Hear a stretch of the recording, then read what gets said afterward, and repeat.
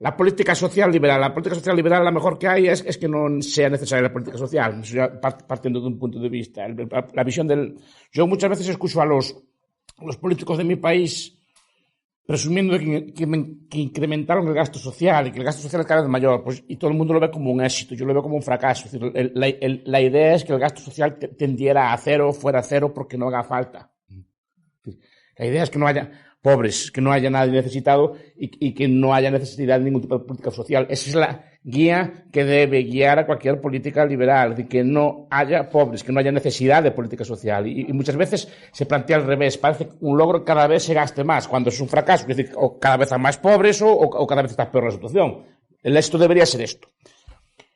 Y ese es el ideal que tengo yo, siempre tengo yo, de política social. Conseguir una sociedad tan rica y tan próspera que no sea necesaria la política social, porque ya no haya necesidad de ella, que no haya pobres, o más o menos que los bienes sociales sean tan asequibles que se puedan comprar sin problema ninguno.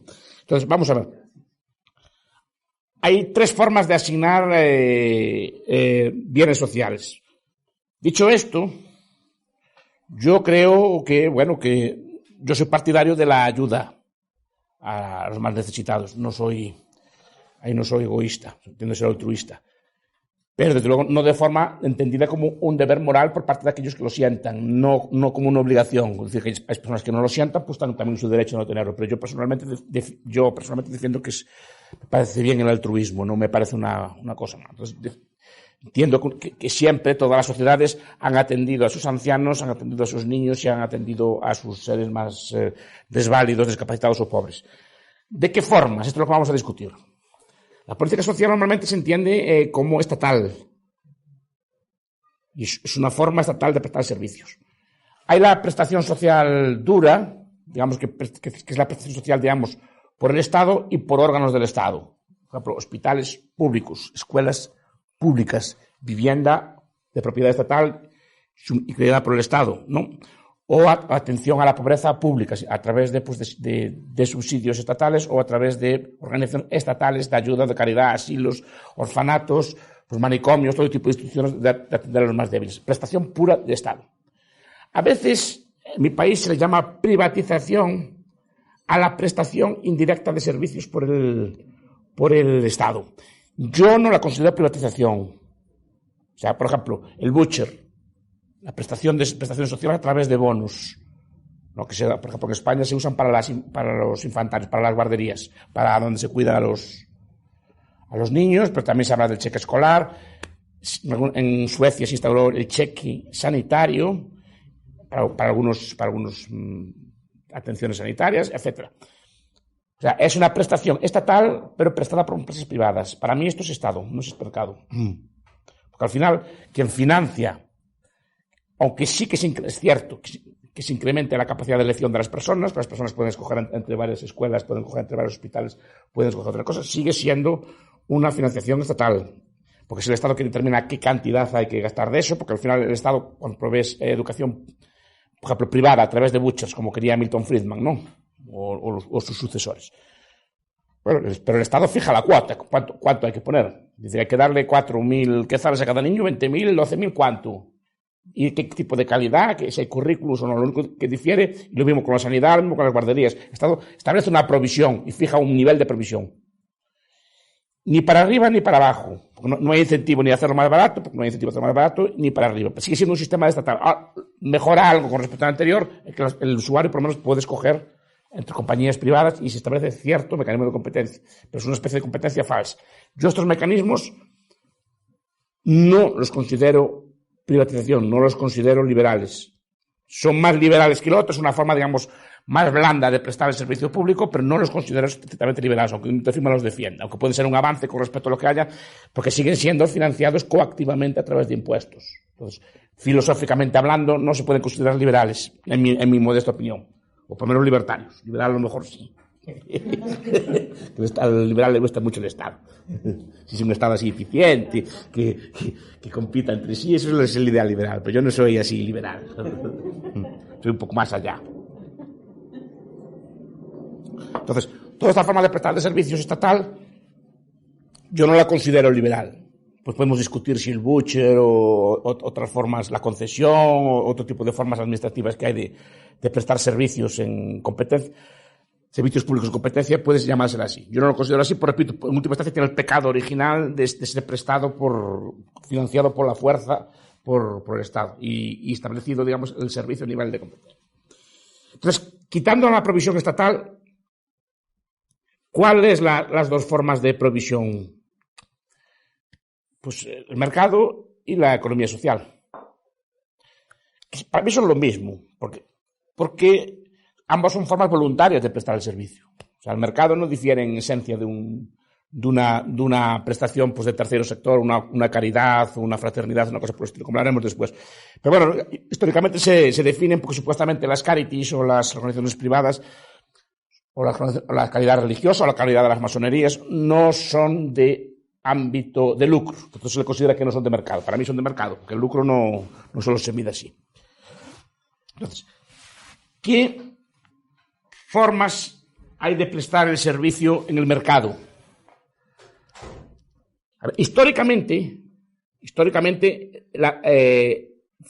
estas dos formas, don Edgar Duarte, sin duda, estas dos formas de prestar servicios fueron las históricamente dominantes. La prestación estatal de servicios de calidad y así es relativamente próxima, es de finales del siglo XIX, principios del siglo XX, y se extiende después de la Segunda Guerra Mundial. Pero no es mayoritaria. Históricamente, el ser humano fue atendido de forma privada. Pero vamos a distinguir, aunque sea efectos heurísticos, efectos de conocimiento, entre mercado y tercer sector, que creo que no se pueden definir. Mercado. El mercado provee de todo tipo de bienes sociales, si nos ponemos. Es decir, que vemos perfectamente que hay educación privada, vemos perfectamente que hay sanidad privada pagada en hospitales, vemos perfectamente que hay guarderías, por ejemplo, para niños privados, puede haber manicomios privados, puede haber asilos privados. O sea, presta todo tipo de servicios. Los sistemas financieros históricamente han prestado un servicio enorme de ayuda a la previsión social. Por ejemplo, todo lo que es la institución del seguro, en todas sus variedades, los seguros de vida, los seguros de orfandad, los seguros de vejez, los seguros de enfermedad, los seguros de vida son perfectamente factibles. O sea, son instituciones pagadas, un mercado que les cubren a ustedes cualquier posible alteración en su vida, desde un accidente hasta una enfermedad, un tipo de cosas. O sea, el mercado es capaz y fue históricamente capaz de suministrar este tipo de bienes.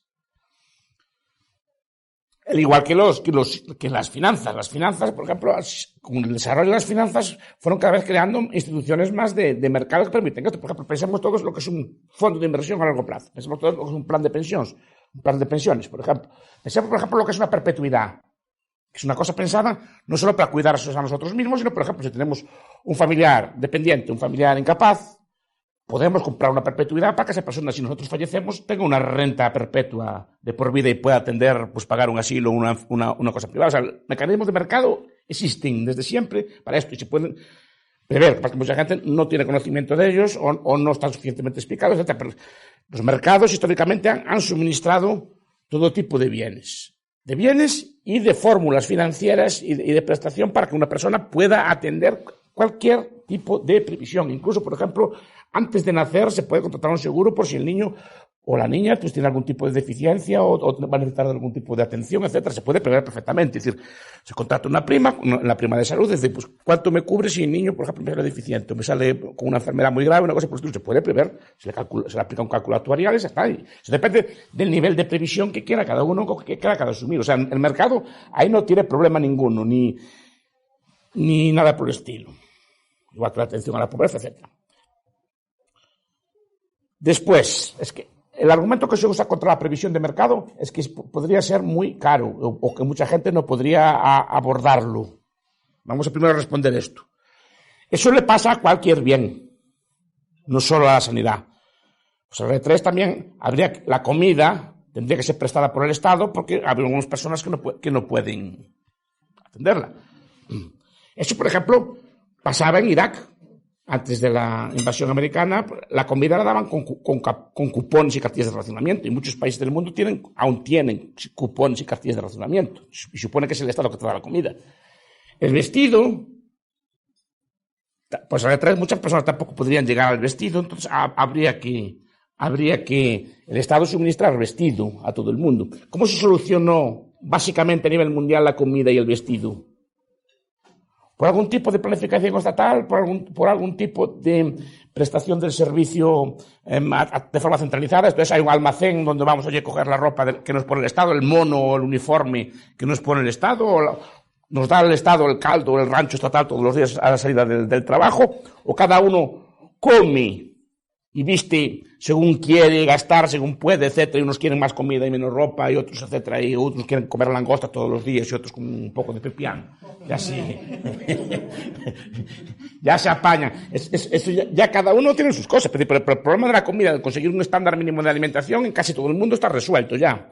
Igual que el problema del vestido. ¿Y cómo se consiguió? Haciendo tan barata la comida y el vestido que todo el mundo puede comprarlo. Todo el mundo puede comprarlo. Si alguien necesita comida o así, que sea fácil para cada uno de nosotros comprarle comida o vestido al necesitado, que es lo que pasa. Por eso donamos ropa sobrante y muchas veces donamos alimentos sobrantes y no.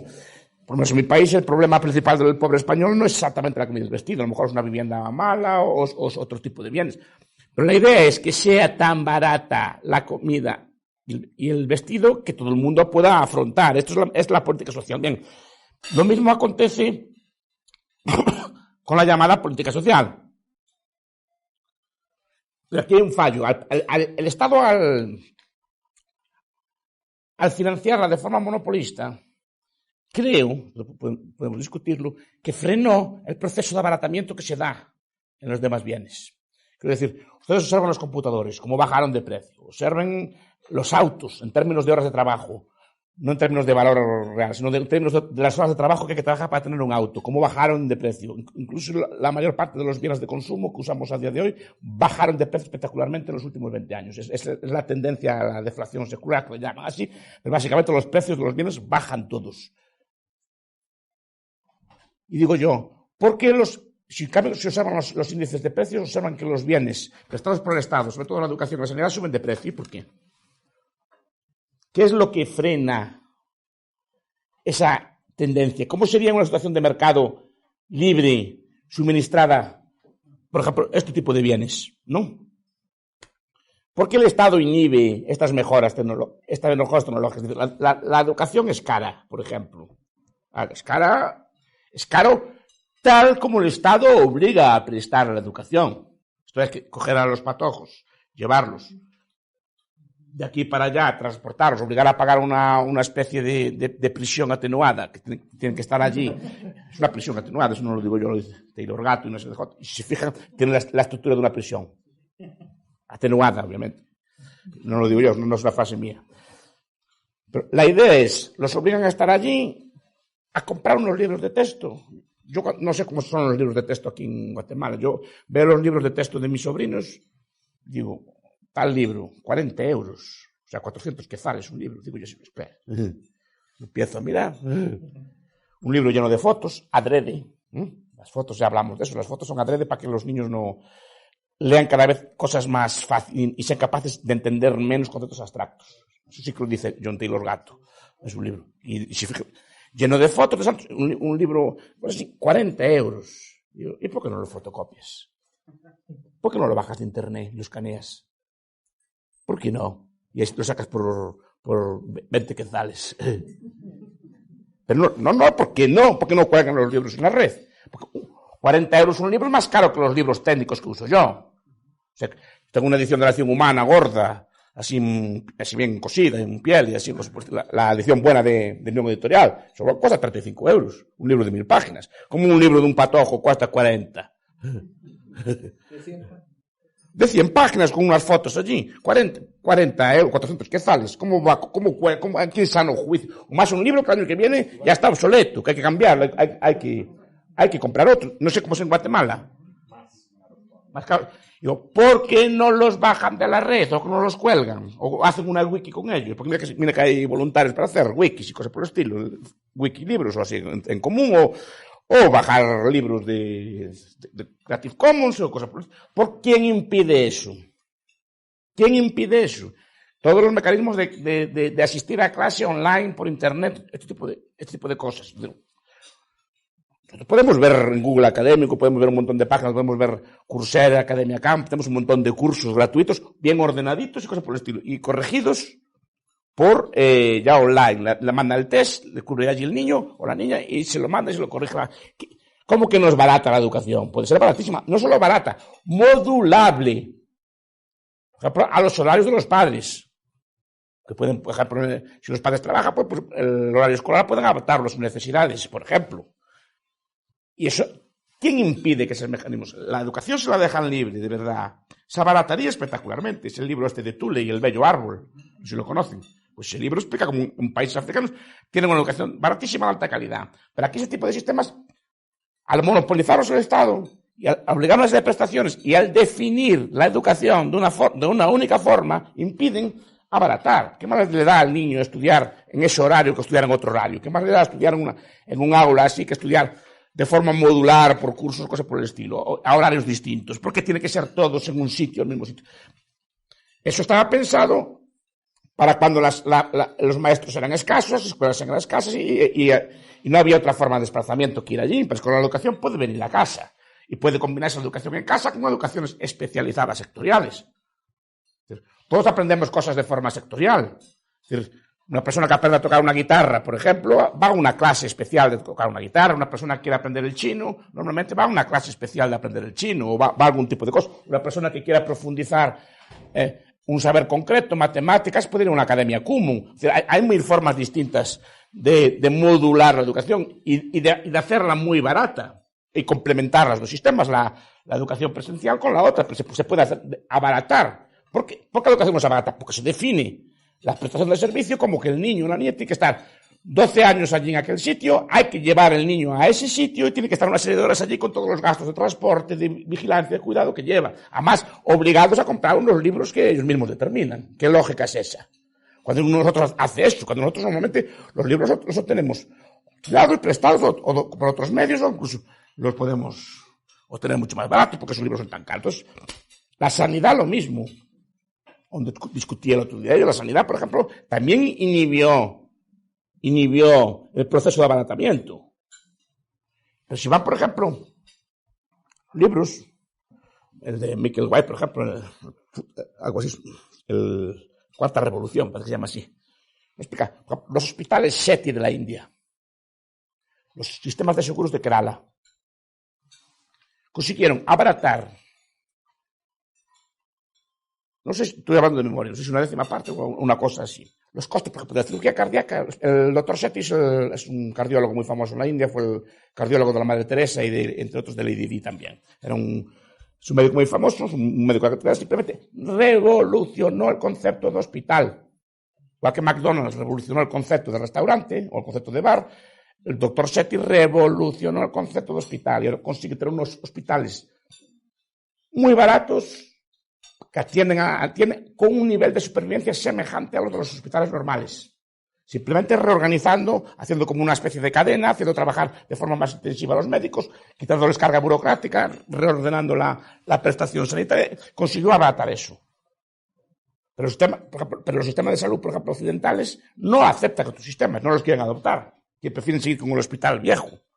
Yo siempre digo, observen la medicina no regulada y observen la medicina regulada. La medicina no regulada, por ejemplo, es la medicina que en mi país, por ejemplo, son los dentistas, son los oculistas y son los por ejemplo, los de cirugía estética. Es decir, que es una medicina que la prestación no la presta el Estado. Y a qué velocidad cambian ese tipo de cosas, como las clínicas dentales, así van evolucionando, franquicias, hacen cambios, abaratan las prótesis, abaratan todo.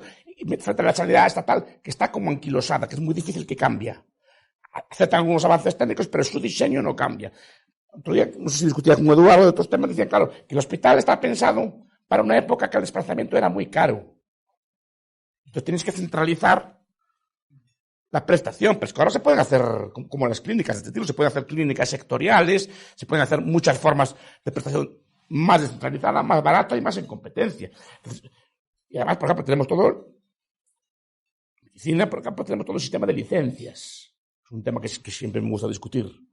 Licencias. Es decir, en Galicia, donde soy yo, cada año 800 chicos o chicas quieren hacer medicina. Solo le dejan a 300. Le ponen un número clauso. Es decir, expulsan del mercado a cada año a 500 perfectamente capaces. Simplemente por una centésima, por una nota de corte, por una cosa así, no les dejan acceder a ese trabajo.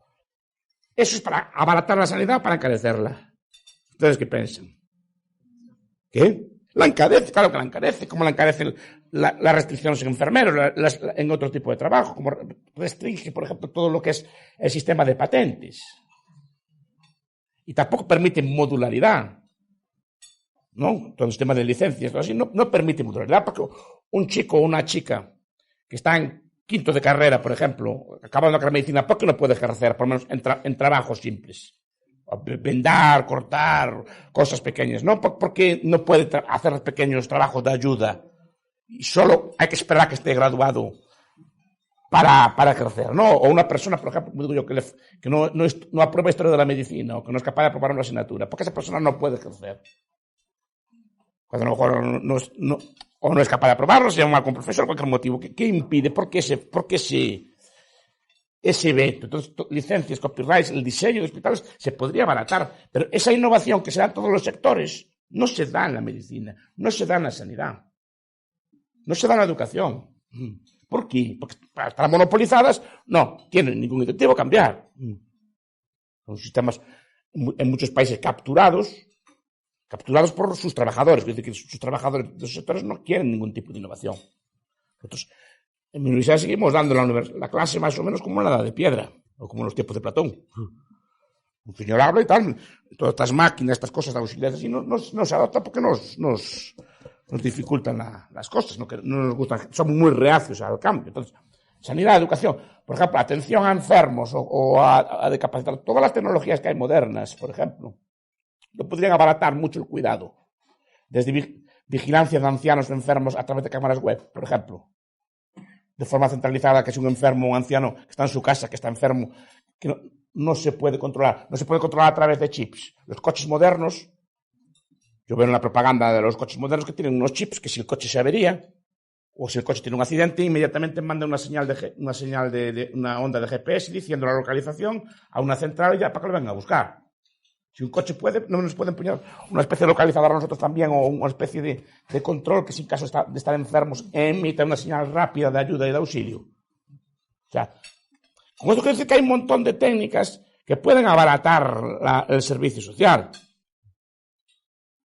¿no? Todo lo que son los pilares del estado de bienestar, la educación, la sanidad, el cuidado de los enfermos, de tal forma que la sanidad o la educación fueran tan baratas o evolucionaran a ser de forma tan barata como es la comida o el vestido.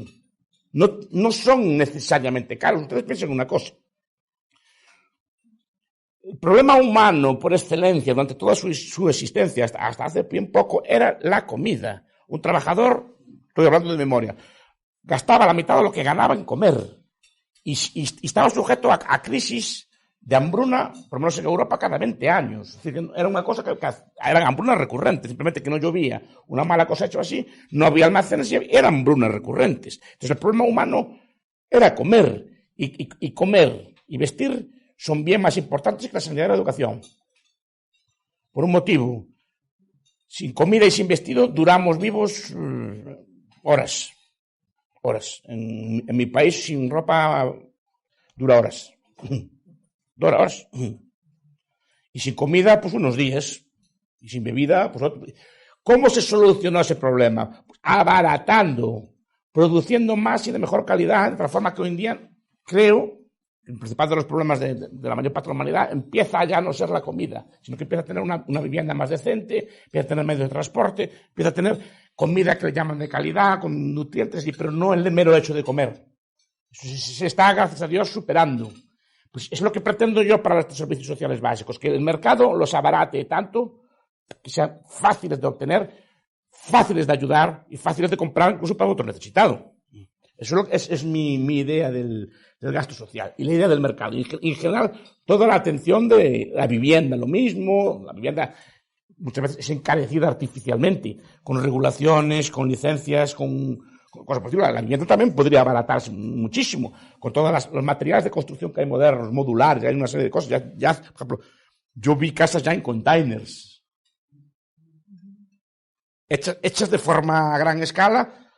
Se podría hacer casas a gran escala de containers, pero eso no se considera estético, no lo dejan hacer. Es decir, que se pueden hacer cosas muy, muy buenas que abaraten la vivienda al pobre y a todo el mundo. Es decir, es lo que quiero yo, una casa en un container, pero casas de cierta calidad ya, no son casas ya de cualquier. Entonces, eso es lo que se trata.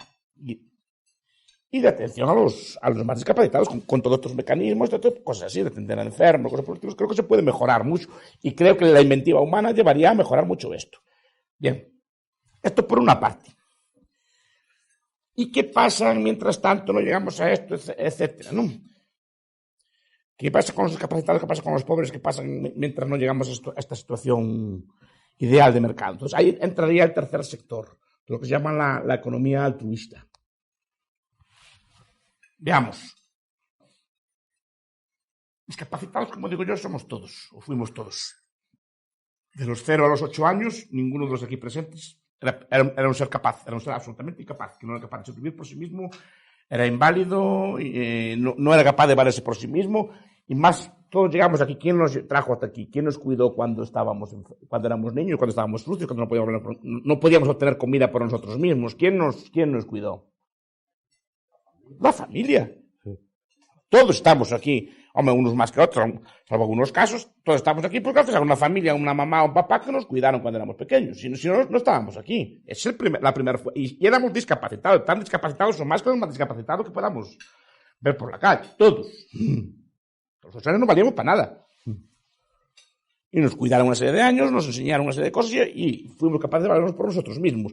¿Pero qué mecanismos usamos? Básicamente el primero y principal, la familia. La familia ha sido históricamente la forma de prestación de servicios sociales pues más perfeccionada, es decir, de toda la vida, y para eso se inventa la familia también. Sea esta extensa o sea esta nuclear. Pero la idea es que nos ayudemos unos a otros. El contrato matrimonial, por ejemplo, básicamente, yo siempre digo que no es un contrato para cuando somos jóvenes y guapos.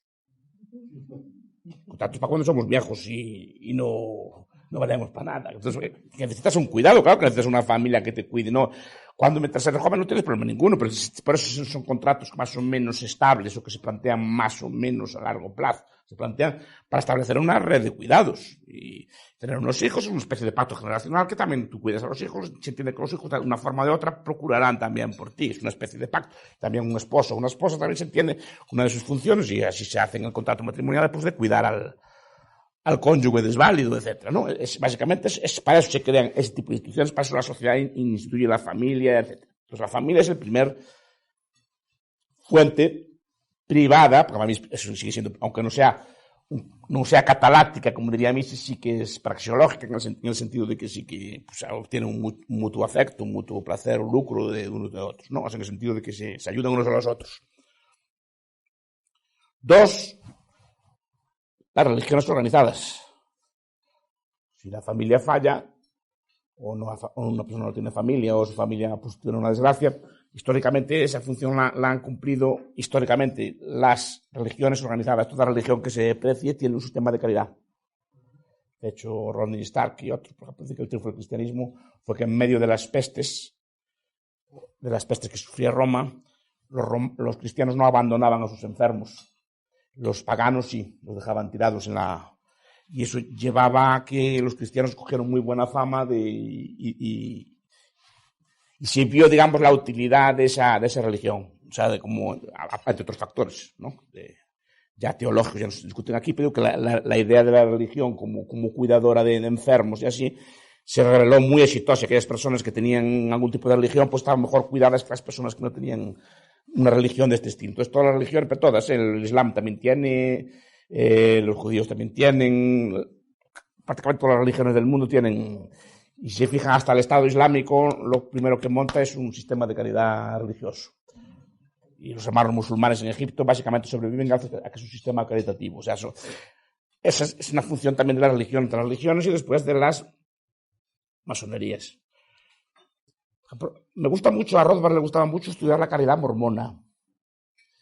Con los mormones es una religión, por ejemplo, que prevé muy bien. Entonces, le gustaba el modelo para aplicar de forma privada. Los mormones, no sé si hay alguno aquí en la sala, creo que tienen que dar un porcentaje de su renta, guardar un porcentaje de su renta que es administrado por la comunidad mormona.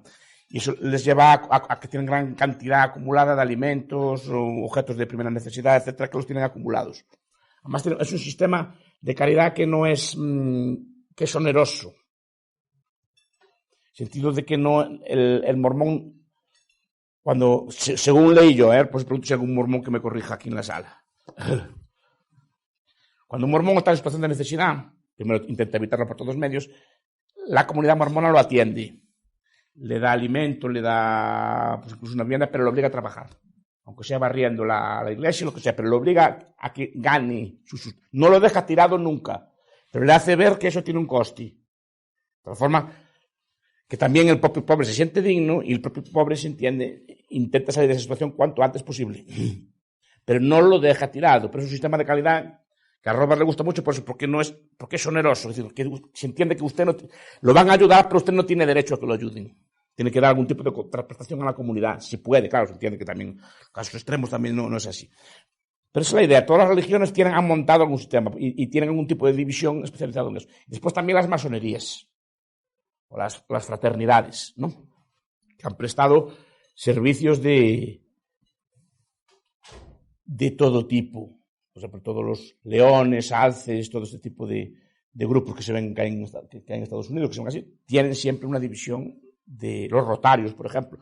Tienen división de atención al pobre, al necesitado, y se entiende que tienen esa función de asistencia. Entonces, después, claro, organizaciones tipo laicas, tipo la Cruz Roja, organizaciones de tipo pues, comunista como el Socorro Rojo, pues han prestado siempre de forma, paradójico, de forma privada, asistencia a los más pobres. Después, por ejemplo, tenemos todo la llamada economía social o economía del tercer sector.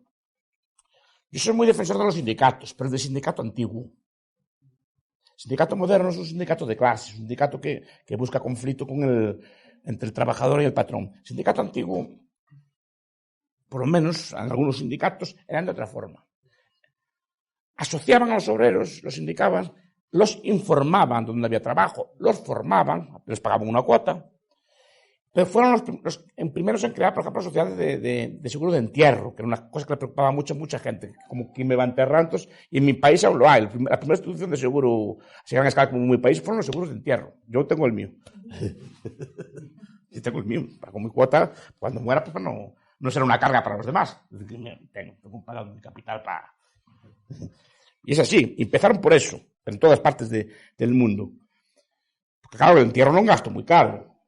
Entonces no se podía dejar, había que dejarlo, que no fuera un lastre para los demás. Y eran pequeñas sumas de dinero, y siguen siendo pequeñas sumas de dinero, pero que te aseguran en caso de defunción, que después se fueron perfeccionando. Pero después el sindicato también proveía mutualidades médicas. Y las primeras mutuas, o los primeros igualatorios, son de origen sindical, o en buena medida de origen sindical. Es decir, los obreros de una planta, los obreros de un sector se asociaban, de un sindicato se asociaban, pagaban cada uno de ellos una pequeña suma, y esa suma le daba derecho a una atención médica. Claro, era una atención médica, hombre, de poca cantidad, pero es que estamos hablando de la época.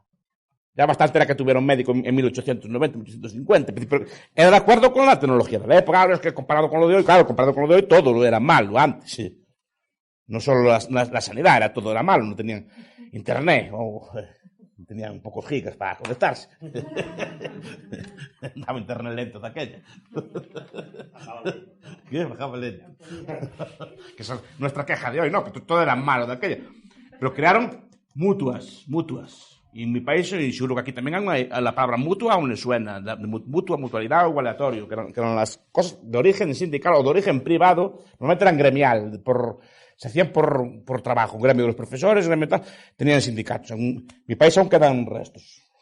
Los jueces tienen su mutua, los militares tienen su mutua, etc.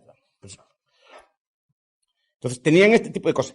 Esos sindicatos creaban cooperativas de vivienda, construían viviendas para sus trabajadores, creaban pequeñas escuelas y creaban sistemas de seguro de ahorro. Empezaban a crear sistemas ya de seguro, por ejemplo, de provisión para enfermos o para viudas. Pequeñas sumas, de acuerdo, pero era como era en la época, todo era pobre de aquella, pero la idea está ahí, y esa idea se desarrolló. En mi país aún quedan, supongo aquí también, quedan mutuas aseguradoras con ese origen. Lo que pasa es que el Estado, a partir de en los años 20, pero después a partir de la Segunda Guerra Mundial, fue poco a poco expropiando todo eso y frenó toda esa creación, esa creación de mutuas en competencia, de sectores en competencia, los frenó e impidió la innovación en los sectores que yo creo que habrían mejorado muchísimo todo lo que es la prestación de servicios sociales si los dejaran seguir. David Beito, y acabo. David Beito, que es uno de los grandes estudiosos de las fraternidades y de los gastos social, por ejemplo, un libro muy bonito que se llama The Voluntary City, que explica todas las instituciones que hay, no sé si lo conocen, que lo tenéis por aquí en la biblioteca que está en el Independiente. Y tiene más libros sobre fraternidades. Dice que ya en el siglo XIX había tanto dinero que ya no sabía muy bien qué hacer con el dinero, que la gente donaba voluntariamente para estas fraternidades. Aparte de las mutuas, estas fraternidades, sociedades de socorro mutuo, vivían de donaciones y de ayudas de otros colectivos. Y tenían tanto dinero que empezaban a funcionar a gran escala, ya no sabían muy bien qué hacer con cómo gastar tanto dinero. Porque ¿cuál es la ventaja de esto y acabo? En que en los sistemas privados, el sistema de tercer sector, el pobre no tiene derecho a la ayuda. Y yo creo que uno de los grandes cambios que se dio en la asistencia social es que el pobre ahora tiene derecho a la ayuda. Y es un cambio brutal porque ahora el pobre no tiene por qué esforzarse para salir de situación de pobreza, ni siquiera intentarlo. Sino que es un derecho adquirido y no tienes que hacer ningún tipo de esfuerzo para, justificar tu ayuda o ningún tipo de esfuerzo para intentar salir de esa cosa. Digamos que el incentivo se transforma de un incentivo positivo, como era antes, en un incentivo perverso. Como es ahora que cuanto, peor lo hagas, mejor te va. Y eso se debe precisamente al concepto de derecho. Con esto quiero decir que yo entiendo que es bueno ayudar a los demás, pero el debate es cuál es la mejor forma de ayudar a los demás, que esos pobres salgan de la pobreza, que no se perpetúe esa situación y hacerlo con menor uso de fondos posible, o gastar el dinero de la mejor forma posible. Este es el debate que hay, no si ayudar a los pobres o no. Que muchas veces los pobres, en mi caso, acusan que los capitalistas no tenemos corazón. No, señor, sí que tenemos corazón, solo que estamos discutiendo cuál es la mejor forma, no estamos discutiendo que no haya que ayudar.